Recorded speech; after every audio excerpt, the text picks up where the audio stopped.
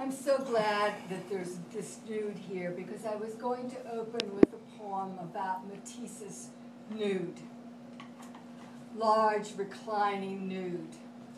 I said to him, why did you make me so big?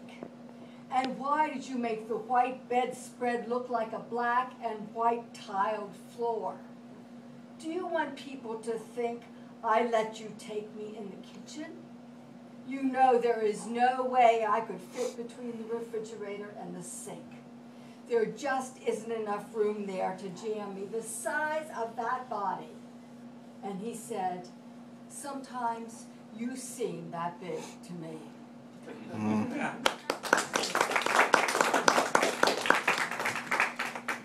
And a second ekphrastic poem, one of my favorite painters is Egon Schiele. And this is a painting called Seated Couple, in which a woman is sitting inside a man's legs. But the odd thing about the picture is that there are 5 legs. Seated couple, after Egon Schiele. There comes this moment when the beast with 2 backs has 5 legs, and neither face can tell if the extra is real or prosthetic. And he says to her, this is your leg. It wears your green stocking. And she says, no, it is yours, muscular and hairy, unlike my smooth and suppliant one. And why are you putting on my shoes? So they try to feel it back to its source, and he runs his hand up the thigh until she begins to moan. And he says, see, it is your leg. And she sighs no, for she is running her hand up his thigh, and he is moaning too. And there it is, the other leg. Anyone can see as she sits behind him, as he sits behind her, 5 legs, and the 5th belongs to neither and both. The leg that everyone touches and no one knows.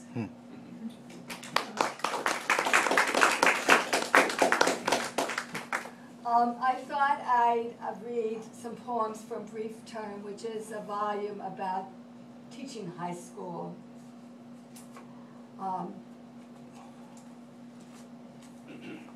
It's a very strange experience teaching high school. It's wonderful.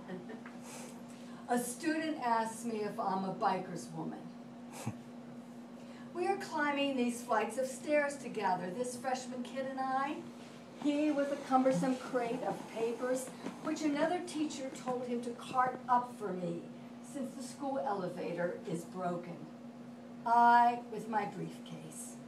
And he asks, are you a biker's woman?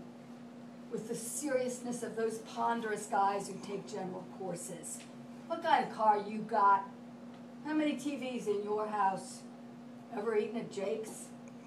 The concrete questions that crush the ephemeral, say a discussion of the death of the salesman or the crucible. Does your husband have his own checking account? Why does the superintendent wear that rug?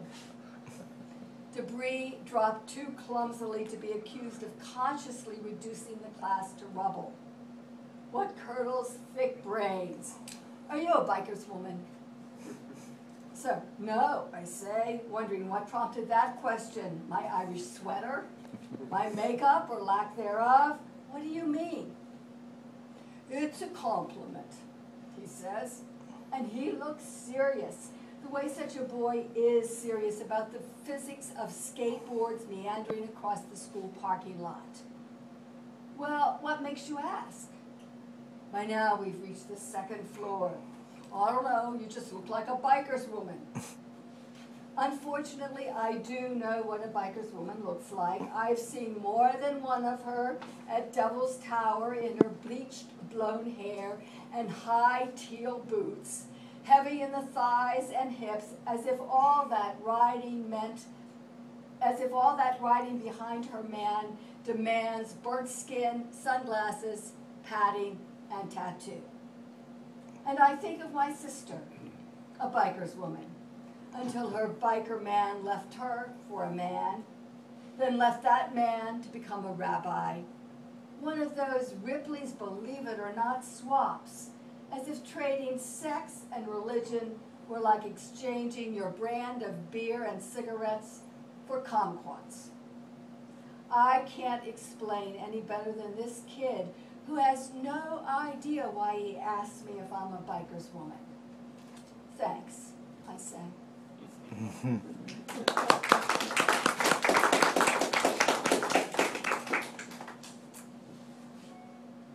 A high school is, among other things, a great cauldron of gossip.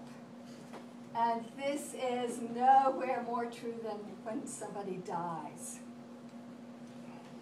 This is a story you already know. This is the story of the high school student who drove from Pennsylvania to Vermont, and the story of the loud fat girl who worked with him at Burger King, the one who said, how like him not to shoot himself and spoil his pretty face. And the story of her skinny friend who agreed, yeah, handsome son of a bitch combing his hair in the French fries. And the story of his mother who drove the school bus and had to watch the blue-eyed boys alive and laughing at every stop. And this is the story of one of them, who also hooked up a tube to the exhaust of his father's car and sat there a long time thinking, but did not turn on the engine. And this is the story of his coach who thought the one who died was still a pain in the ass and said so at the funeral. And the story of the history teacher who wished he had waited for the lilacs, as if beauty ever has the power to save. And this is the story of the girl who believed if she had not blown him off that last time when he called her from Rutland, he might still be living. And the story of his friends who said she did kill him. And the story of how sometimes she got drunk and wanted to kill herself, and her new boyfriend said, no, nothing could have stopped him, but she couldn't believe. And this is the story of the last words 100 people heard him say. The kid he bought dope from, stuck man, and the boss who had finally fired him, fuck you, and the cafeteria lady, 3 meatballs, please, Father, Son, and Holy Ghost. And his next-door neighbor, hiya, Mrs. Earlington, sexy dress you have on today. He was always flirting, that one.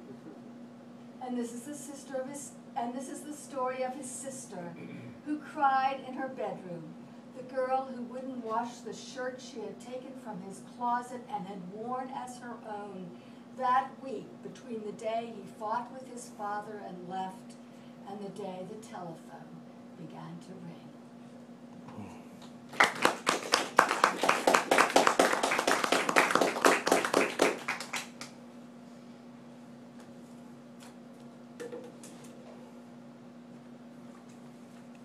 I think in high school, a lot of the teaching goes on after school, and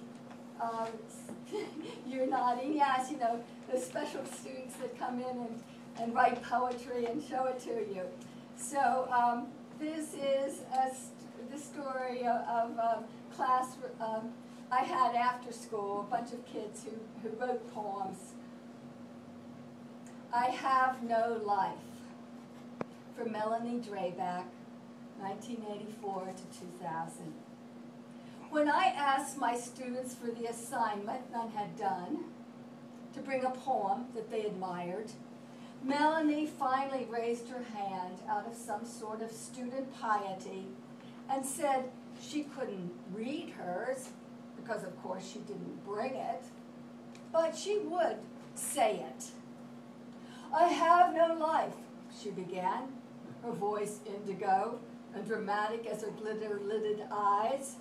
I have no life. I just sit around my living room and memorize these poems. She shrugged.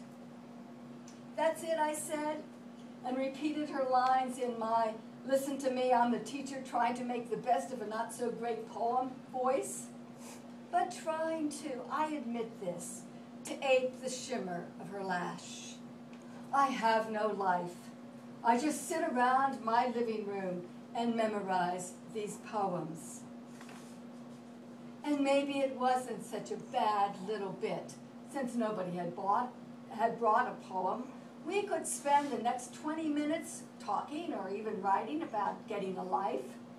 But as I repeated her words, they sounded more like my life than hers. My life, minimal and derivative. Maybe if I used mascara, my eyes would look bigger. Hers, the one she wrote about, dance clubs and glow sticks in the cobalt hands of cool males. Who wrote that poem, I said. Oh, that's not the poem, she said, and laughed. And then she repeated the first stanza of Wallace Stevens' Blue Guitar. And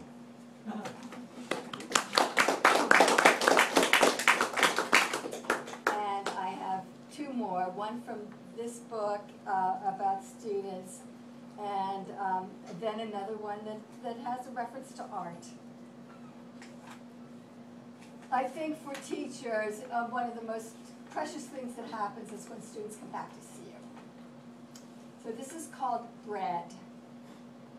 Sometimes the past returns, as a student whose knees seem too narrow to bear his classmates' jeers. Queer, faggot. His voice so foreign, you astonish yourself when you call out his name, Michael, and it is. He's cradled his thin white arms he's traded his thin white arms for a leather jacket and shoulders broad enough to hang a sleeve, a soldier now, holding the sky above Somalia, an ebony bowl in his hands. His friends have told him to write the stench of Mogadishu. He has friends now. But he wants to tell you how the white stars rise above the desert, and as he looks at your ceiling, the lights seem to float like a basket of bread in the evening. Thus he begins singing his songs. This boy, who you do not remember saying a word in your class, his voice now a white loaf in the sand, and all around the students roll up their eyes from their dry study, as if they too are hungry, and you wonder what crust you could have thrown him that made him come back to you today.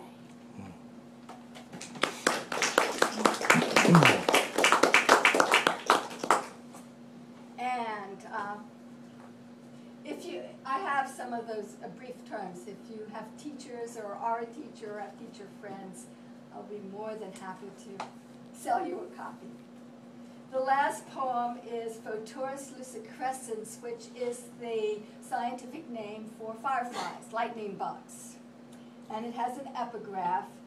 Caravaggio may have used a powder of dried fireflies to create a photosensitive mixture in his uniquely lit paintings. In the loitering dust, the lightning bugs begin their dart and dwindle as if small constellations were taking up galaxies in our ant-ridden peonies. See how they swirl the waves of grass to the bird bath where they descend. Tonight, let us call our constellatio Ulysses and Penelope, the way it flickers off like love and returns as lingering. Of course, we both know it is the males who wonder, the females who weave lawnward. Which is best, you ask, to roam or to remain? We talk in the fickle light of the sister who stayed when she should have left, of the irresolute boy who left our daughter, so much shimmering into dark, and then of our stolid selves, how we have stuck it out.